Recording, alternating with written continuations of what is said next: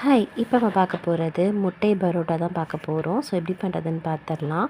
ஒரு 1/2 ஹவருக்கு மைதா மாவை நல்லா பிசைஞ்சு எடுத்து வச்சுருங்க. இந்த மாதிரி பால் மாதிரி பண்ணி, இல்லைனா நீங்கள் கோதுமை மாவில் கூட பண்ணலாம். மைதாவில் பண்ணும்போது நமக்கு நல்லா சாஃப்டாகவும் டேஸ்ட்டாகவும் இருக்கும். அதுக்காக ஸோ பச்சை மிளகாய் தேவைப்பட்டால் பச்சை மிளகாய், வெங்காயம், கொத்தமல்லி இது எல்லாத்தையும் போட்டுக்கலாம். தேவையான அளவுக்கு சால்ட்டு, நமக்கு எந்த அளவுக்கு மாவு எடுத்துருக்கோமோ அதுக்கேற்ற அளவுக்கு முட்டை ஆட் பண்ணிக்கோங்க.